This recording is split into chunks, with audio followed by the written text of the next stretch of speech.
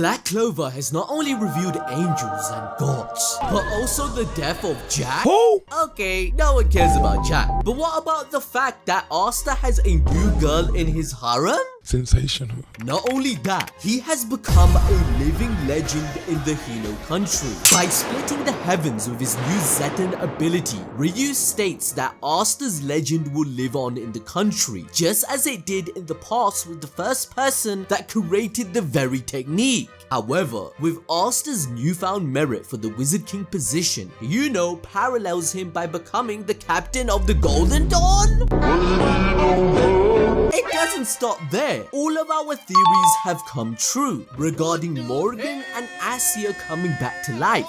Then there's the man I simp for, getting a date to marry Charlotte after Judgment Day. Oh, right, Judgment Day is here. What happened to the original plot of the movie? In chapter 352, Asta split the heavens, revealing a clear sky, something the residents had never seen before in thousands of years, as the curse of the five-headed dragon casted a layer of magic over the horizon. But thanks to Asta's efforts, he has helped Ryu give the people what they want, displaying another Wizard King feat of merit. After completing his side quest, he is ready to start heading back to the Clover Kingdom, but Ryu explains that there's still 3 days left before he can go back, and that his Black Ball pals are on their way right now to take him home. Therefore, all that's left for Asta to do is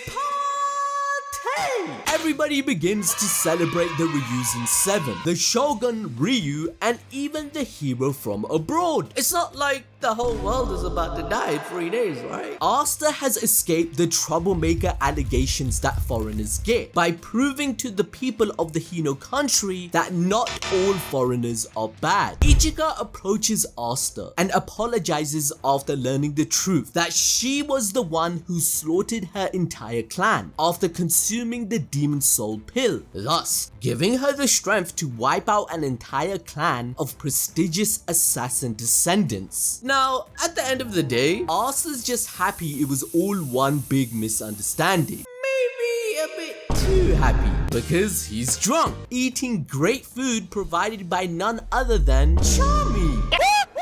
That's right, Ochami is the goddess of food that saved the Hino Country long ago after a famine struck. Now, the name alone couldn't be more obvious that this is connected to Chami, but to make it even more clear, just look at them. They're the same picture. What makes this even more obvious is the foreshadowing from chapter 233, where Rill explains that he fell in love when he was in his elf form with a goddess. That goddess was none other than Chami. See, now that's some bullshit. So welcome to my classroom, everyone, as I figured out what Tabata was inspired by. It is none other than Okemochi, and I definitely butchered it. Basically, the daughter of Izanagi and Izanami. However, gods in Black Clover are nothing new. We have been talking about this. Remember, humans worship the elves as gods because they were blessed with mana. We know that the 10 apostles of Saphira, who appear in the Kabbalah Tree of Life, were also selected by God, and that they had divine communication with that said God who they adored, as revealed to us in chapter 182. Furthermore, chapter 227 also hints that the power of gods has been amongst us this entire time. Udine, the water spirit, refers to Ichika as a divine deity, hinting that her ability to inherit the memories and knowledge of her predecessors is not conventional magic. Then there's the fact that Sister Lily, who is a nun, stated she prayed to God in chapter 350, and Yami making Buddhist mudras in chapter 216. This theme continues with Lucius's character, a false prophet that would like to be a god of the new world, as chapter 353 mentions that Lucius is bringing the dead back to life. But before everyone, dies, Asta trains once again for another 3 days with the Seven Ryuzen, which leads to a lovely hot bath scene. Nothing could possibly go wrong, right? Oh god, he's dead now, isn't he? Asta is the Lizard King. Rather than beating the living out of Asta for seeing her pum-pum, she is embarrassed that such a Chad has seen her in the nude. In fact, Ichika wants to make it official, telling Asta that he needs to take responsibility for his actions. And wait, what's that? Is that a sound of a ship sailing I can hear? Noelle isn't gonna be happy about that. Stop! Stop! But all jokes aside, Asta is going to be even stronger than before. We know out of the millions of people in Hino Country, only 7 people were able to master Zetten. Asta achieved it in 3 days, but now he has another 3 days to train with them. Maybe he will double his power once again. I'm just saying, because that's what he actually did. He's got a point. This leads us on to Judgment Day. Black Clover chapter 354 skips forward those 3 days of Asta's training, where the end of the world as we know it has come to fruition. Or, as Lucius puts it, the first step towards world peace. Impossible. With the Clover Kingdom prepared for an oncoming attack, they evacuate everyone to the Noble Realm, with each Magic Knight Brigade prepared for an ambush at any moment. They even tow neighboring kingdoms so that they can also be ready for the hell that is about to be unleashed on the world. Well, that's every kingdom except the Diamond Kingdom, of course, because you know, Tabata forgets they exist. You can't keep getting away with it! Considering they all got one-shot by Zenon and the scientist Day exiled has sided with the enemy, you'd think they'd want to take some responsibility and actually help out Asta, who single-handedly saved their entire kingdom. But hey, maybe that's just me. Well, let's be nice. Before the chaos ensues, in classic Black Clover fashion, one more ship needs to sail, bringing us on to Yami, who has made his move on Charlotte. Remember that in chapter 330, Charlotte admitted her love for Yami and her desire to save him right in front of his face, screaming that he cannot die. He had heard what she said and asked her about it where she couldn't respond. Therefore, at this point, the whole freaking kingdom knows that Charlotte is in love with him and wants to smash. But with her being shy, she neglects Yami and wants to focus on battle. She tells him that she will put her personal feelings aside to fulfill her duty. This is where the Chad of all Chads, I must say, states he doesn't care. She will always be his comrade on the battlefield, as those feelings of love are what pushed her in the first place to come and save him, never giving up to surpass their limits. Therefore, once the war is over, Yami Sukehiro wants to go on a tea date with Charlotte to talk about their relationship. Bro, if I was a girl, legs wide open, bro. In sacrificing his own need for alcohol and wanting to party, he is choosing the girl, which is a clear sign of love, guys. I'm just saying. Jack then wishes Lucius to hurry up and come, where he grants his wish with Lucius appearing and making him the latest member of the Donut Club. Lucius and his paladins descend upon the Clover Kingdom with a beam of holy light. Oh hey, look, it's Morgan! Balls deep prediction magic has come true! I never doubted him! I never doubted them!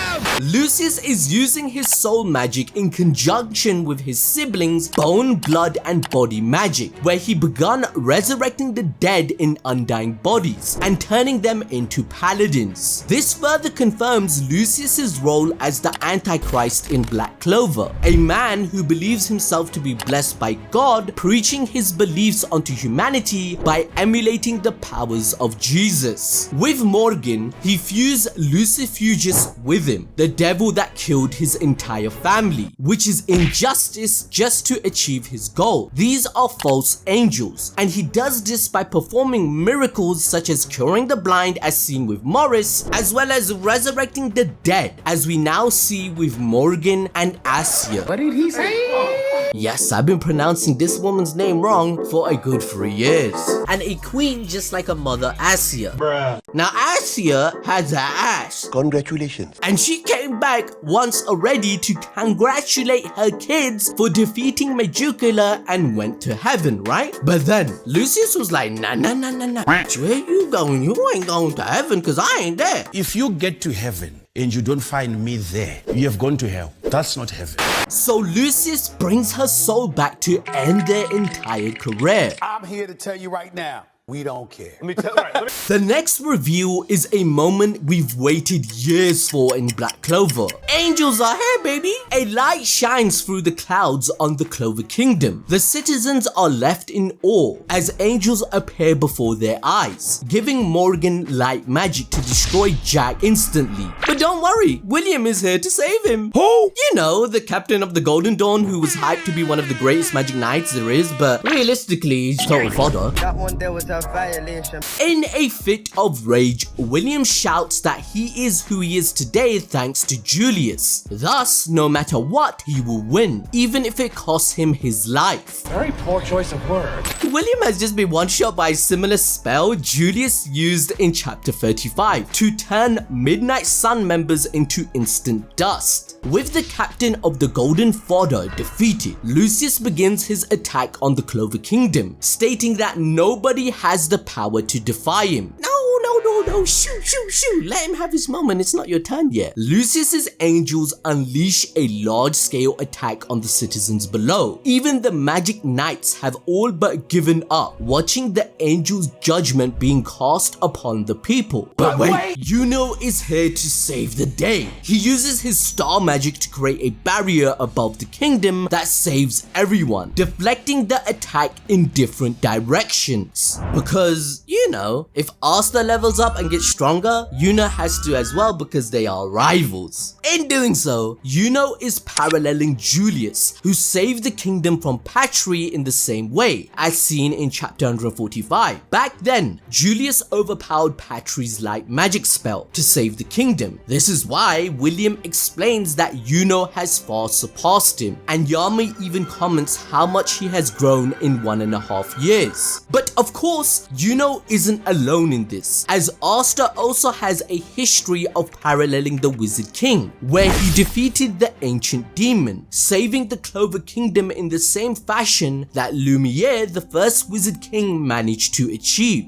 Ultimately, this is why Lucius needs both of them dead. He wants to become the ultimate Wizard King, and the two of them are his main rivals, stopping him from achieving his rank. But honestly, can we talk about something? If Lucius wanted them dead that badly, he should have just let Andromeda do it then. I mean, we all do remember that Lucius's ultimate goal is only achievable if he kills those two, which he admitted himself. And he didn't have a plan for them like we assumed, so why couldn't Andromeda just do it after the Battle of Lucifero? He's out of line, but he's right. Now, with Asta declaring his desire to defy fate, he will be the one to defeat Lucius. How? Well, let me explain. Main character plot armor aside, we know that Asta is already one of, if not, the strongest magic knight that exists. However, his one weakness, which we saw both Dante and Lucius exploit, was throwing hands. Before, if you got up close and personal with Asta, you'd get the dub. But after his holiday in the Hino Country, that's no longer the case. Asta has learned Zetten, which he can now use to predict his opponent's movements. Even Ryu and the strongest Ryuzen stated that it's the strongest attack that has ever been created. He can see his opponent's moments before they do them, giving Asta the protection he needs. For example, look no further with his fight against Ichika, who had the ability to make her predictions even more difficult due to her magic ability. But that's not all. Abrahamic religions, whom Tabata is inspired from, also state that someday Jesus will return to defeat the Antichrist and bring peace to the world. We already know Asta has defeated Satan, aka Lucifero. Next on his list to accomplish is defeating the Antichrist,